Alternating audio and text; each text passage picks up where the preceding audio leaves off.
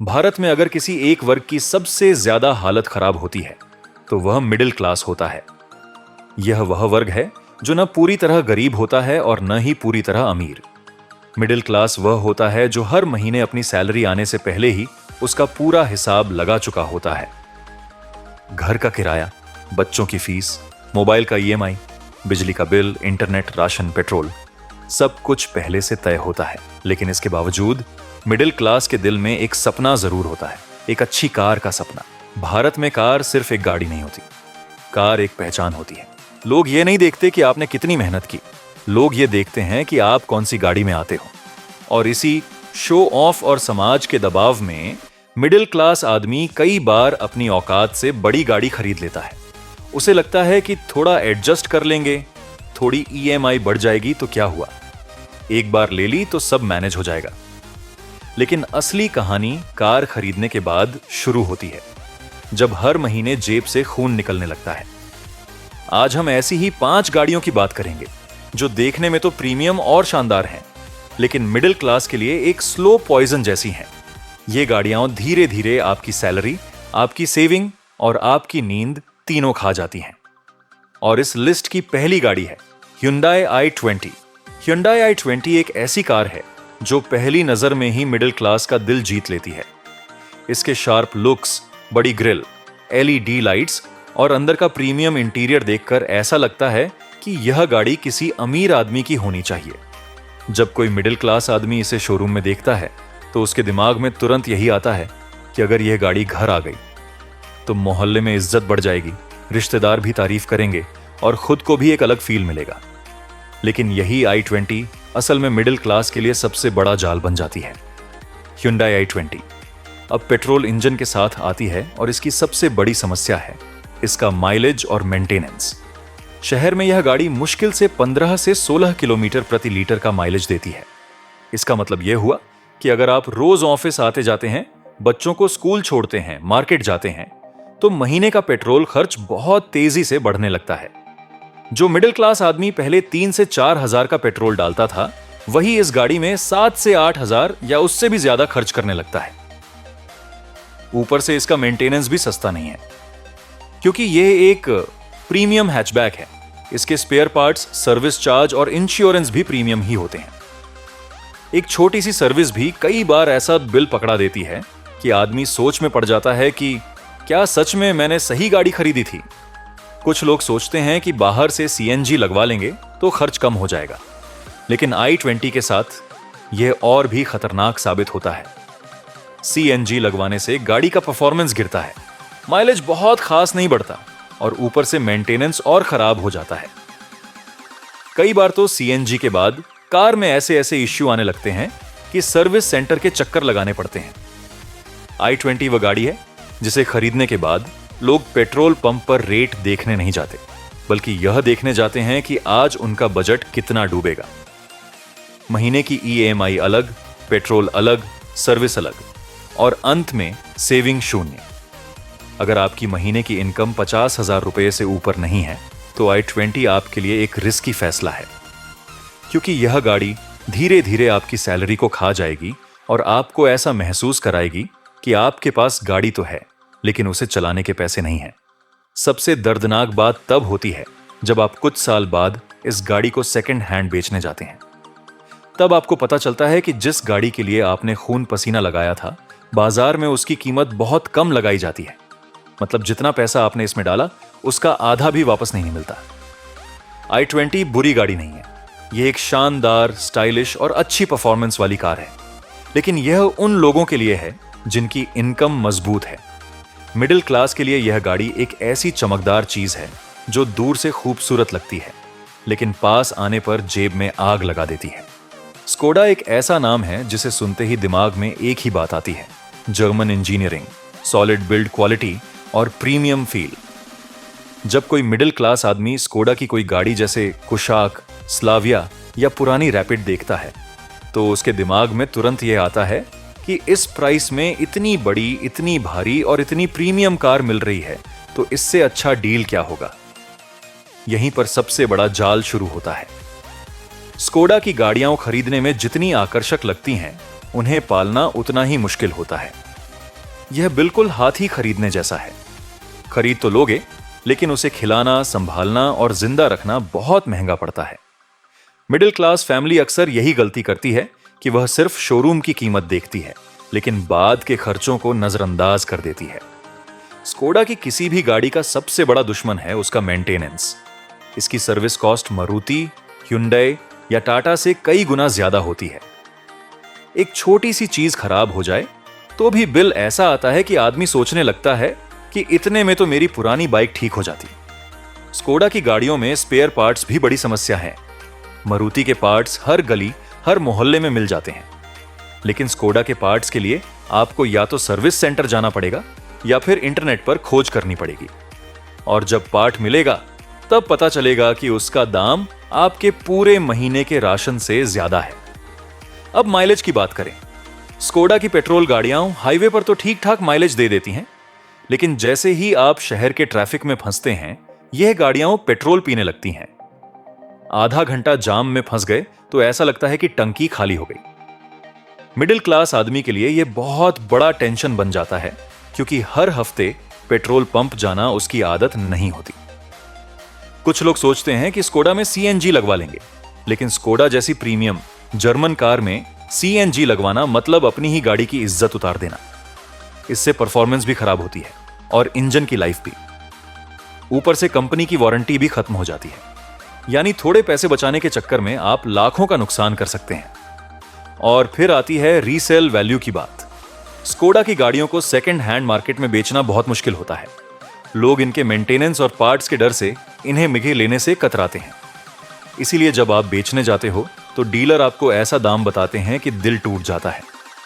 जिस गाड़ी के लिए आपने सालों तक ईएमआई भरी, वही गाड़ी आपको औने पौने में बेचनी पड़ती है।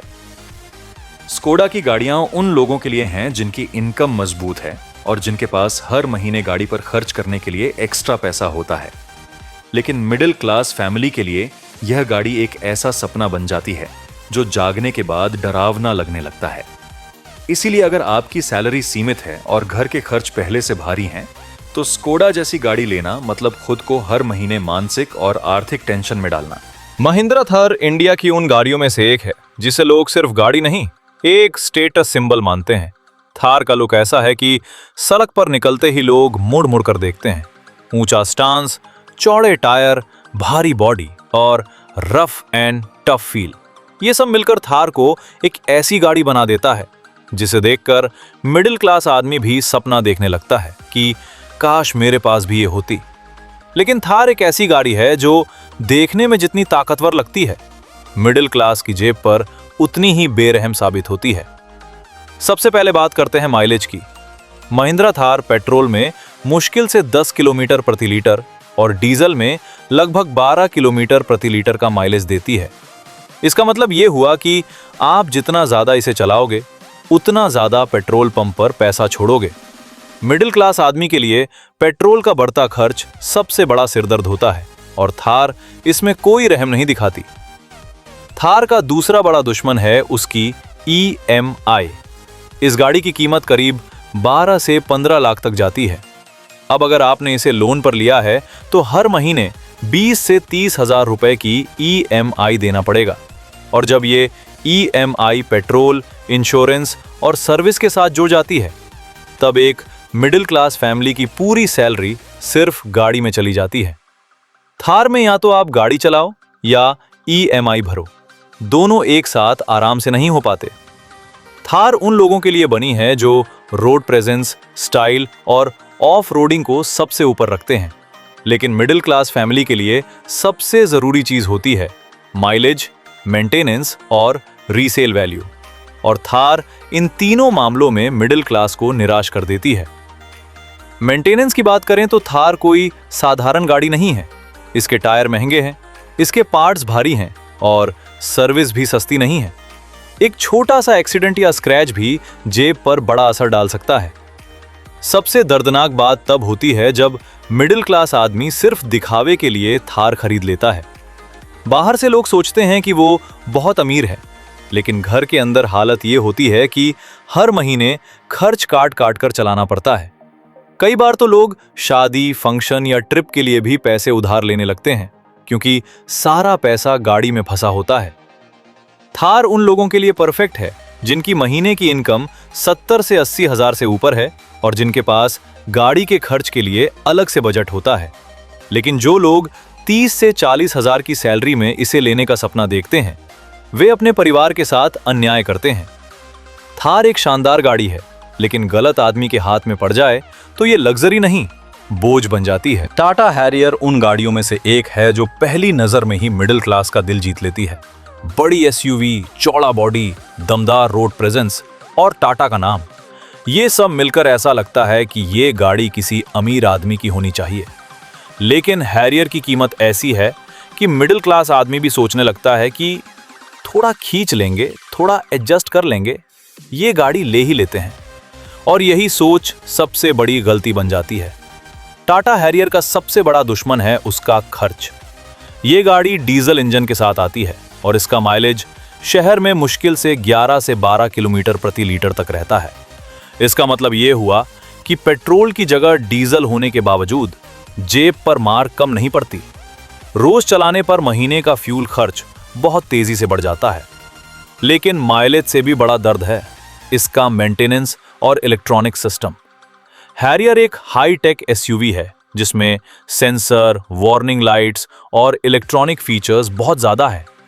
कभी कोई सेंसर खराब हो जाता है, कभी कोई लाइट जलने लगती है और कभी सर्विस सेंटर से फोन आ जाता है कि नया अपडेट आया है, आकर करा लीजिए। मिडिल क्लास आदमी के लिए ये सब मानसिक तनाव बन जाता है। इस गाड़ी का एक छोटा सा स्क्रैच भी भारी पड़ता है। इसके पैनल भारी हैं, पेंट महंगा है और रिपेयर कॉस्ट भी ऊंची होती है। जहां मारुति जैसी गाड़ी में आदमी बिना डर के गाड़ी चलाता है, वहीं हैरियर में हर बार पार्क करते समय भी डर लगता है कि कहीं कोई टकरा ना जाए। हैरियर का इंश्योरेंस भी सस्ता नहीं है। हर साल इसका रिन्यूअल ऐसा बिल लाता है कि आदमी सोच में पड़ जाता है कि गाड़ी रखूं या बेच दूं। सबसे बड़ी समस्या तब होती है जब आप कुछ साल बाद इस गाड़ी को बेचना चाहते हैं। हैरियर की सेकंड हैंड वैल्यू उतनी मजबूत नहीं होती जितनी लोग सोचते हैं। लोग इसके मेंटेनेंस और इलेक्ट्रॉनिक इश्यूज से डरते हैं, इसलिए सही दाम मिलना मुश्किल हो जाता है। टाटा हैरियर बुरी गाड़ी नहीं है, ये एक मजबूत, सेफ और दमदार एसयूवी है। लेकिन मिडिल क्लास फैमिली के लिए ये एक ऐसी गाड़ी बन जाती है जो जितनी शान दिखाती है उतना ही जेब से खून निकालती है। ये उन लोगों के लिए सही है जिनकी इनकम स्थिर और मजबूत है, लेकिन जिनकी सैलरी हर महीने खर्चों में ही खत्म हो जाती है, उनके लिए हैरियर एक बहुत बड़ा रिस्क है।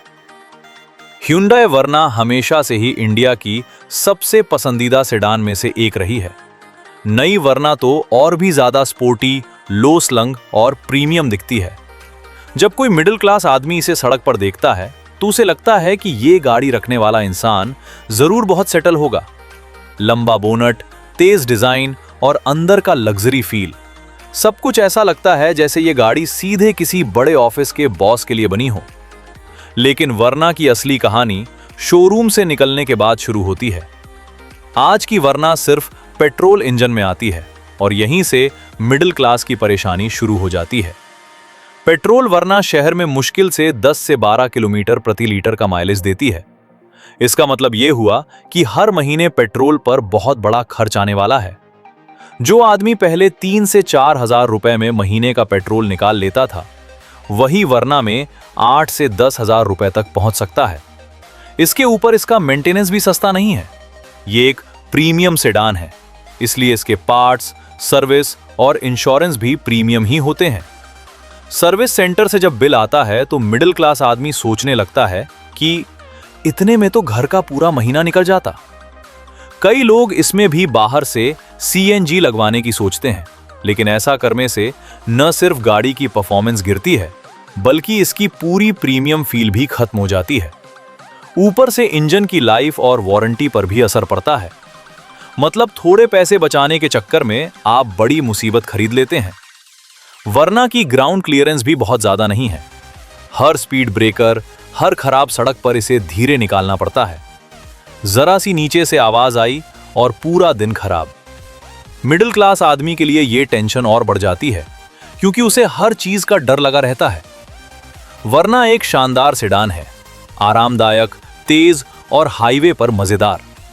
लेकिन मिडिल क्लास फैमिली के लिए ये एक ऐसी गाड़ी बन जाती है जो जितनी खुशियां देती है उतनी ही चिंता भी।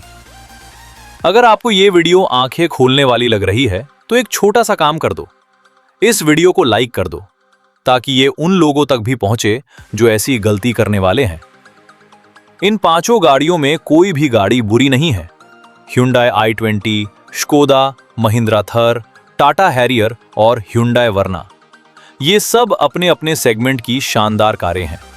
लेकिन समस्या गाड़ी में नहीं, समस्या होती है गलत आदमी के हाथ में गलत गाड़ी।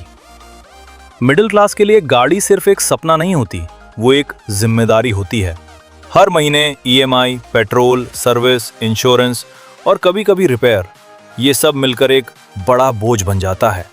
अगर आपकी इनकम मजबूत नहीं है और आपकी सेविंग सीमित है तो ऐसी प्रीमियम गाड़ी लेना मतलब खुद को फाइनेंशियल जेल में डालना है। समझदारी इसी में है कि गाड़ी ऐसी खरीदी जाए जो आपकी जेब के हिसाब से हो, ना कि समाज को दिखाने के लिए। मारुति, Hyundai की छोटी गाड़ियां या कम खर्च वाली कारें शायद उतनी स्टाइलिश ना हो, लेकिन वो आपकी नींद, आपकी सेविंग और आपके परिवार की शांति बचा कर रखती हैं। क्योंकि असली अमीरी बड़ी गाड़ी में नहीं होती, असली अमीरी होती है बिना टेंशन के सोने में। और दोस्तों, अगर आप इंडिया की कारों की असली सच्चाई, सही खरीदारी और फाइनेंशियल सेफ्टी से जुड़ा ऐसा कंटेंट चाहते हो तो चैनल को अभी सब्सक्राइब कर लो, क्योंकि यहाँ हम गाड़ियों की चमक नहीं, उनकी असली कीमत दिखाते हैं। कमेंट में जरूर बताना, इन 5 गाड़ियों में से कौन सी गाड़ी लेने का आपने कभी सपना देखा था और अब देखने के बाद आपका क्या सोचना है। इस वीडियो को उस दोस्त के साथ जरूर शेयर करना जो अभी EMI पर बड़ी गाड़ी लेने वाला है। शायद